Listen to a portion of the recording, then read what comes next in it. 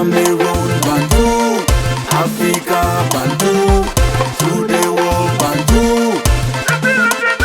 Il y a 6 candidats sans opposition, à savoir Moustapha Issola Raji, Libéria, Wallace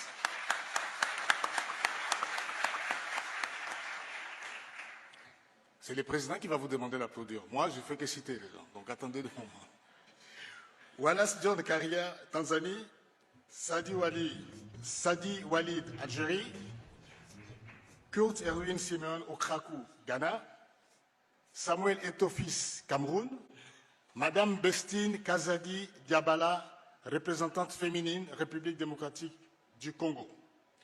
Conformément à l'article 18 alinéa 12 des statuts de la CAF, lorsqu'il y a un seul candidat par zone, il est élu sans opposition par acclamation. Monsieur le Président, je vous redonne la parole. Merci. Well, this is the part I like. Salut les amis, welcome on the platform. Entre Jean-Bruno Tagny et Samuel Etofis, qui est programmé pour échouer?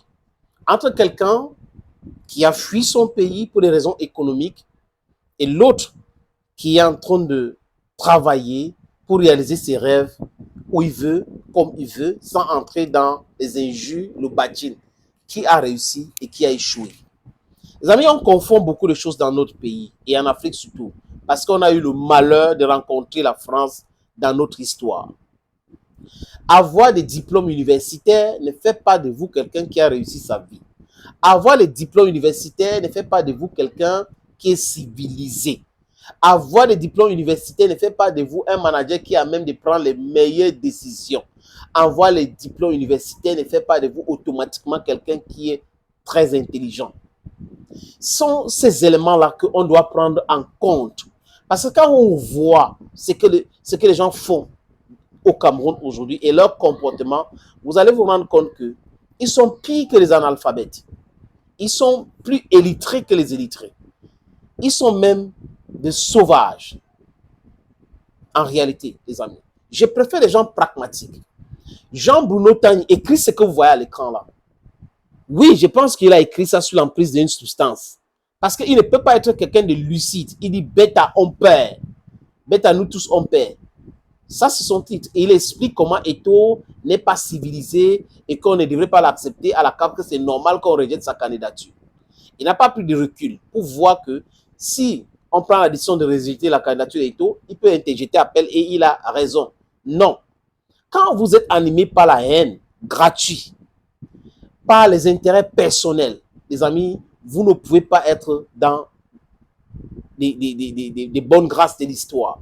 Vous allez toujours faire des analyses bidons. La haine aveugle les gens. Vous ne pouvez pas voir la réalité en face avec la haine. Et ça, c'est ce que Jean-Bruno Tagny n'a pas compris. Ce qu'il a écrit, c'est comme beaucoup de choses qu'il a écrit.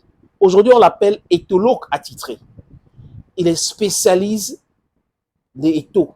Il a écrit tous ses livres sur Eto'o, peut-être 2 sur autre chose, accordé avec Freud. Jean-Bruno, je l'ai interviewé à la radio, à la télé, on s'est rencontrés, donc je le connais un peu. Mais j'ai toujours dit à certaines personnes, il faut faire très attention. Quand vous voyez les gens qui sont en train de faire des choses, les amis, j'ai un 6e sens qui est tellement développé. J'avais dit à un ami, attention à Jean-Bruno. Il était dans un projet, il voulait me dire, attention. Il a compris. Et aujourd'hui, il m'a appelé, il me dit merci.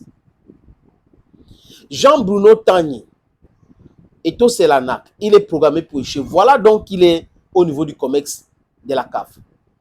Et qui risque d'être président de la CAF. Parce que c'est ça ses ambitions. Ce sont ses ambitions. Vous avez tout fait, Jean-Bruno. Tu as dit le ministre avait raison sur un dossier, nomination de staff. Eto'o ne peut pas, il ne peut rien. Eto'o a eu gang de cause. Tu as dit que ça sera suspendu par la CAF 4 ans pour les histoires des matchs truqués et paris sportifs. Il est sorti là-bas clean. Tu as dit que telle chose va se passer, le Cameroun va jouer le match à Yaoundé, le match Namibie-Cameroun. Ce n'est pas à Garoua, le match s'est joué à Garoua. Voilà donc pourquoi tu perds la parole. Tu es totalement perdu dans tes analyses parce que tu les faisais pour les intérêts. Je ne sais pas si ce sont ces aventuriers présidents de club ils sont 8 ou 12 qui t'ont recruté pour pouvoir faire cette sale boulot, mais tu as touché ta dignité.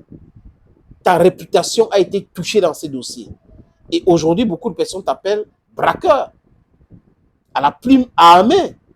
Parce que tout ça là, et Jean-Bruno, Frangin, tout ce que tu as pu faire, je ne sais pas comment tu vas réagir, mais moi, toi, je demande des excuses et je dis que je me suis trompé d'analyse. Parce que ce n'est pas seulement le fait que tu t'es trompé d'analyse, mais tu t'es trompé d'analyse de mauvaise foi. Donc, ça veut dire qu'il y avait un motif, il y avait une raison qui te poussait de faire ce que tu fais là. Tu vas nous dire un jour,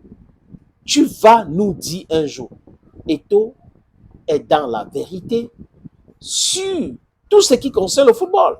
Il n'a jamais voulu être lié, la corruption et autres. C'est ce que j'ai constaté. C'est la raison pour laquelle je me suis mis à parler de lui, à décortiquer, à déconstruire les mensonges, parce que la plupart des gens qui parlent de football aujourd'hui, ce sont des menteurs. Eto'o, matin, midi, soir, alors qu'Eto'o est dans la vérité sur le football et ils sont dans le mensonge. Voilà la vérité. Voilà comment Jean-Bruno Tagny est humilié en Mondovision. Thank you, friends, and bye-bye.